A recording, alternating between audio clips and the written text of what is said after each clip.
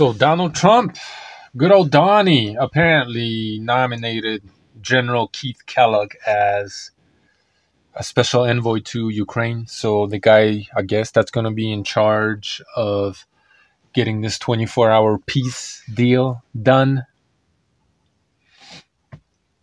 Definitely an isolationist, right, guys? Anti-globalist, that kind of a guy. What's interesting is that this rehearsal interview for the position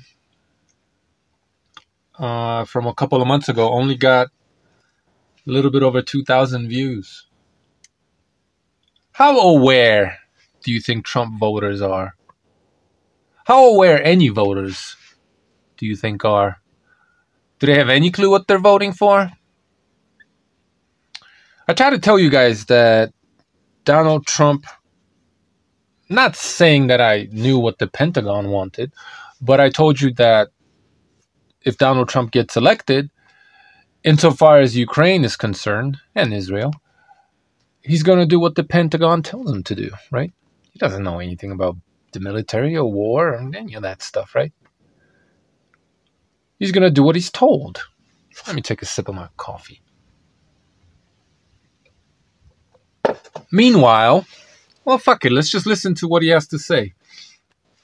Well, good afternoon, everybody. Thank you so much for joining us. And we hope that you know, there's a lot going on all over the world, but I think we'll start with America's role in the Middle East. Let me guess. We're going to get behind Israel, right? And we're going to clean that mess up in the Middle East, right? Clearly, there's been a lot of news over the past 2 weeks when it comes to Hezbollah's efforts against Israel. Is how you see America's role right now in the region, and maybe where you think it should be as opposed to some of the policies that are being implemented at the moment. Yeah, thanks, Katie. And Speaker Gingrich, Ambassador, good to see you both. Right now, when we talk about the Middle East, you know, when you look at it, it's obviously a region of war, pretty clear to most. And I think you're seeing an American policy that's kind of backed away from the region, backed away. And even though he said, well, look, we're putting military forces on the ground. Too isolationist for him. Well, you know, we do a lot of talking about it, but talk is an action. And you're seeing a major war being fought by Israel against actually multiple opponents, against Hamas, against Hezbollah, against the Houthis, and against Iran as well, that are supporting all of those. And where I think we've made a major mistake is we haven't picked a side.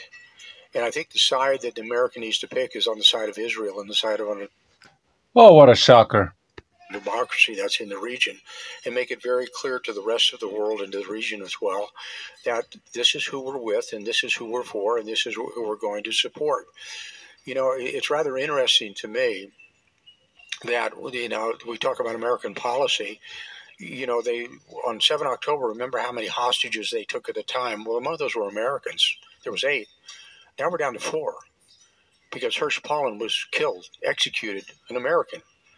Recently. And okay, sort of like what happens. You know, I would remind everybody that there were times when if you were an American, you would stride the world like a colossus and you would be unafraid.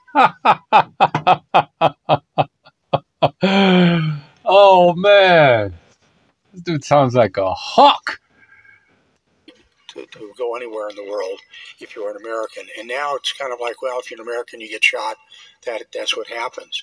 And so I don't think So he wants to, sounds like it to me anyway, reestablish, reinforce American hegemony. Pick a side, and we need to pick a side and make it very clearly who we're with and who we're for and who we're actually against and who we're supporting. And because otherwise we're not going to bring that region in any type of peace. The second thing is, and I will just take it, this is a personal comment of Keith Kellogg, if anybody is out there thinking about a 2-state solution, I've got a bridge in Brooklyn I'm going to show you. Wow. So, totally Netanyahu, right? This guy's like Israeli, talking like an Israeli right-wing extremist. I'll give it to you, okay? It's quote unquote right wing. not going to happen. Not in the near term, with the enmity that you see there, what's recently happened in the last year. I would remind everybody in America, after the American Civil War, it took us 11 years to bring the South back into the North and come together. That's kind of what you're going to have in the Middle East. There's going to be some hard decisions. Now, I'm going to be very parochial about it, okay, and very partisan. During the Trump administration, we didn't have these problems. We had the Abraham Accords that were pretty well set up. We had a pretty good economic policy in the Middle East. We had the Saudis working well with us out there, and they're going to be the key to the Middle East because they're going to be basically the money bags. And we had Iran in check. And this is starting to sound like the left hand giving the right hand an excuse to do what they both want to do. We don't have that right now. And I think you're going to have to go back to a policy like this to somehow pick a side, determine who that side is, support that side, and then push back on everybody else and say, this is the way it's going to be. Damn. This guy sounds like no nonsense. Very aggressive, right? Oh boy. Lack of resolve and strategy, either from the Israelis or the American administration, drawn out this conflict. We keep hearing that they don't want to escalate, they want to de-escalate. There's also the argument that the Israelis need to escalate in order to de-escalate. But is a lack of resolve and the argument of restraint, has that been a prudent strategy in terms of bringing the wars to a close, or has that extended the situations we're seeing both in Gaza and in southern Lebanon? Katie, I think it comes down to deterrence. And we don't have deterrence in the Middle East right now. In fact, I don't think we have deterrence anywhere right now. It's from the United States of America. And deterrence is basically based off two things: military might and the willingness to use it. It's based off your capability, how many tanks, how many ships, what's your economic posture, whatever it's going to be. But the second part, or the most important part of that, is will. Do you have the will to execute a policy with either economically or diplomatically or militarily with the forces you have at hand and the organizations you have at hand? And right now we're not willing to do that. And because of that people globally and also regionally are able to take advantage of the United States of America. And this was what I was talking about earlier about, striding the world as a colossus, as Americans should. So because of that, you have this real gap that is here in the world with the United States, because people don't really fear us or basically trust that we're going to say what we're going to do. So this is probably what Putin and his intelligence were seeing when he stated that he wants Kamala to win, right? He was embarrassed that he had to say that because, she was the quote-unquote woke candidate. And, but, Trump is not good for Putin. At least that's the conclusion they had come to. And I had a feeling,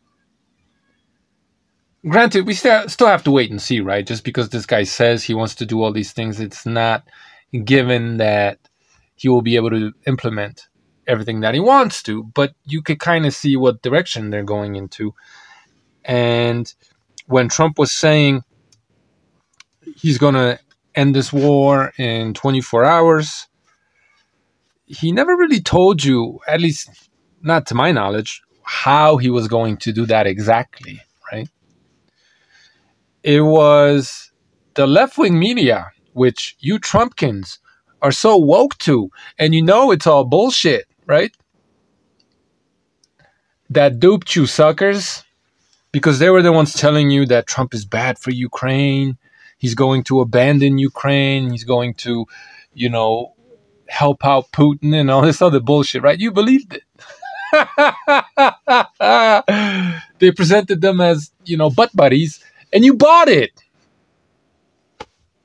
Even though, and just about every single video that I make where I feature like a CNN or a BBC piece or ABC or any of that,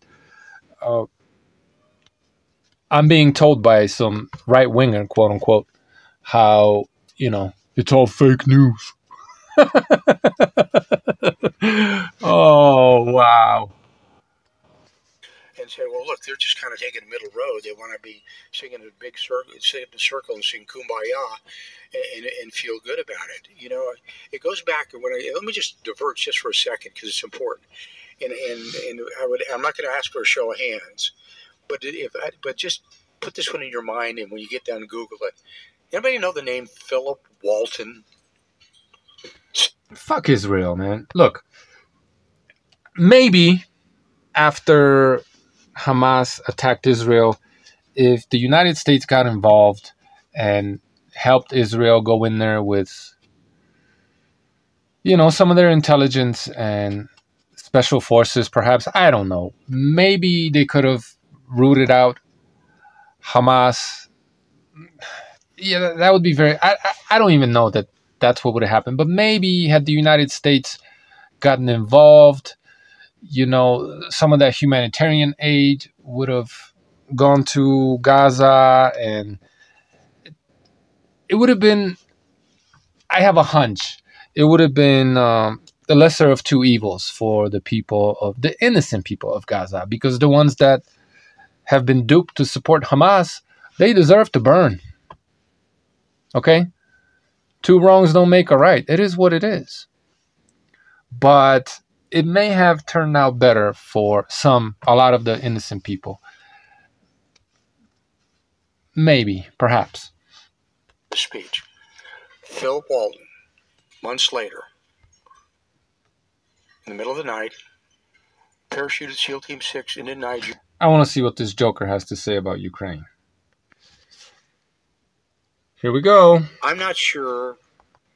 Let's get to the Russia-Ukraine war before we have to wrap up here. This is also another situation, and I'd like to hear your thoughts on whether the Biden administration's trying to constrain the Ukrainians from the beginning in just responding to the Russian invasion, whether we are now years later at a point of no return in terms of getting to some kind of conclusion that is more beneficial to the Ukrainians and the Russians. So I haven't heard what he has to say, right? Neither have you, probably. What do you think he's going to say? You think he's going to turn out to be a hypocrite? Let's see. Yeah, well, I go back to what the president said at his first UN General Assembly, President Trump, when he said that national sovereignty is very, very critical. And you look at what happened, remember President Biden said a minimal invasion of Ukraine may be okay, kind of said it out loud. And then in Obama, they took Crimea, and then they went in heavy with Ukraine. This goes back to, the left hand creating, the weak left hand creating the conditions for the right hand to put its foot down, right? Come in with, drop the hammer, if you will. Ukraine under President Biden. And look, people need to understand the magnitude of that war. It is massive. The Russian army in Ukraine today is larger than the active American army today. When you look at the casualties, you're looking over 100,000 Ukrainian soldiers dead, over 300,000 Russian soldiers dead. Russia left Afghanistan after losing 18,000. We left Vietnam after losing 60,000. The war is massive, and it's against the third largest country in Europe right now against Russia. So, and that fight has been prolonged because we have not, I believe, supported Ukraine if we wanted them to fight well with the equipment that you needed to give them. Okay, but now you reach a point of, okay, where does this thing take you?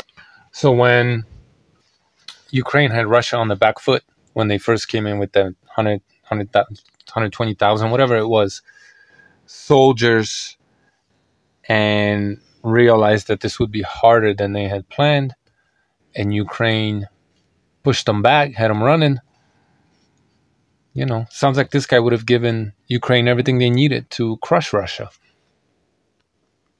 You too. Remember, last year we gave Ukraine more money than we allocated for the U.S. Marine Corps last year. Just think about that, and the money that's going there. So, is that what Trump meant when he was talking about how much this war is costing us? Right? Because if you get this shit done quickly, well, It'll cost less. Russia will lose, and it'll cost less in the end, right? That seems to be their thinking, right? But you let the left-wing media, right?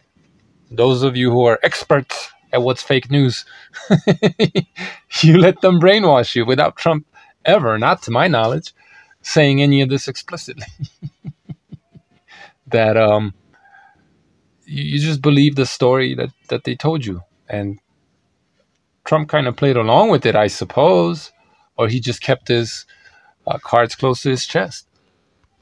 You've got an ability of saying, okay, how is this thing going to end? What does it look like when it ends out there? How do you protect the rights of Ukraine out there? With Ukraine has rights. What? Not the story people were hoping for, right? Because the right side's been telling me that Ukraine was always part of Russia, even though it was Russia came out of Ukraine, but don't. Or they both came from the same place, and that is what eventually became Ukraine, to be more exact, I guess. Russia is really only as Russia, as a Russian identity, is what, like 300 years old? Really? Huh. Ukrainians are more ancient people than Russians, by the way. With the fight they've gone on, they have fought valiantly. But I'm going to give you some criticism of Ukraine right now. Here's what I would say to Ukraine, and I also think, by the way, and I'll say this publicly, and I've said it privately, that I think President Zelensky is tone deaf.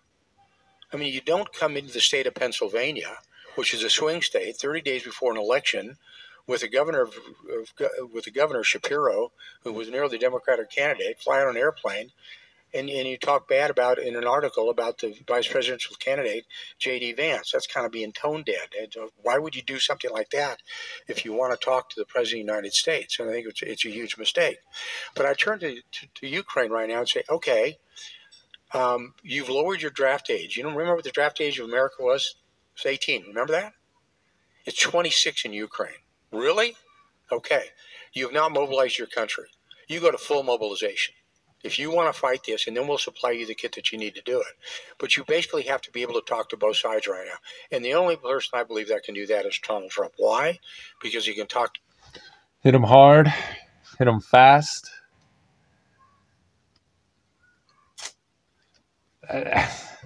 That's this guy's whole ideology, right? Strategy. Hit him with everything you got. Don't dick around. Go hard, basically, right? Does it at all sound like he's pro-Russia? Like at all, even? Who do you think he thinks? Yeah, he's got some harsh criticism for Zelensky, but Zelensky ain't Ukraine. When you zoom out a little bit, look at the big picture. Who is he pro, right? Ukraine, democracy, the U.S. world order. I don't understand how people thought that Trump was this like strong leader, the captain of the football team, rah rah, tough guy, and he was just gonna give Putin what he wanted. That never made any sense to me, because that would be showing weakness, even weaker than Biden. Talk to Zelensky, and he can talk to Putin as well. But sooner or later, you have to ask yourself demographically, where do you go with this fight? Because you have to go back in history and think about what happened in the First World War. And the British to this day talk about the losses they had in trench warfare in France. They call that the lost generation to this day. And you're looking at a generation now what they're losing. So the question is, okay, where do you go to? How do you draw the lines? How do you talk about it? How do you ensure the sovereignty of Ukraine long term? How do you ensure there's peace in the region out there? Because I think you have to understand, what happens here domestically in the United States as well. And sometimes when I was in the White House, and other times when I worked in the military and in business as well, sometimes I used to look at foreign leaders, and they wouldn't look at us. They wouldn't look through our lens. We do the same thing. Sometimes we don't look through their lens and say, what does it look like from your end? You don't see what it looks like from our end out there. And sometimes I question, and I have questioned, I've talked to senior leaders in Ukraine. Sometimes you don't appreciate the problems we have in the United States. I don't care if it's immigration or inflation. Whatever it is, you have to understand what we're going through here in an election year, what's going to happen. So I think something has to be done in Ukraine. I think you can't keep this going. I think there's two options now. It's quite clear. You have a presidential candidate in President Trump who says he wants to try to help to bring this war to a conclusion. And you have a candidate in Vice President Harris who wants to continue what they're doing long range. And what they have done is they've basically given Russia a sanctuary. As a military background, you never give an opponent a sanctuary. Never, never, never. We did that in Vietnam, big mistake. And that's what they've done by restricting the ability of them to use the weapons that we give them. If it's a war, let it be a war. It's hard, but you have to accept that. And I think right now you're going to see more of the same. If you have a President Harris, you're going to see this thing continue to go forward. And I tell you, President Trump said something pretty interesting the other day. And think about this historically. Here we go. This should be good. Remember, Napoleon Bonaparte didn't do really well in Russia. Neither did Adolf Hitler. But neither did the United States when we supported the White Russians. We didn't do too well either. And so you look at it and you say, understand the mass, the largeness of this fight, and what this means long term, and how do we get to an end state that it brings some stability to the region, some stability in the world, and try to break up that coalition of evil that you see between Iran and China, Russia, and North Korea. So speaking of looking through a little bit cryptic for me anyway. Things with a different lens or through a different lens. The American people are watching. There is an election coming. When I travel the country, I often get the question about, well, what is America doing in the world? Why does the United States need to be a leader on the global stage? What does that look like? America first is not America alone, of course, but what would you say to Americans who are concerned about the role of America in the world and why it is important for Americans to be the leaders versus a country like China, for example, or Russia? Yeah, and I'm an America First guy, and I'm an organization.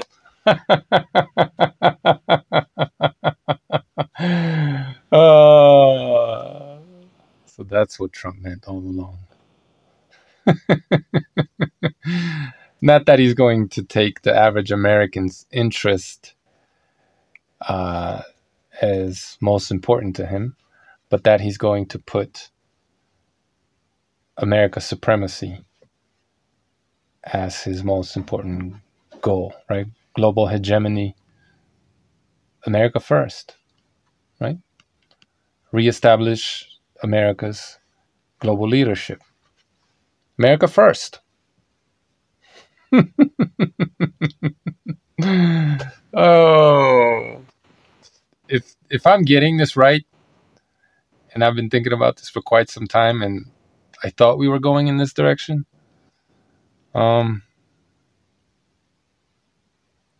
It's going to be very interesting to see how all the Trumpkins are going to spin this and pretend like they knew this all along, and this is really what they wanted. Give me a fucking break.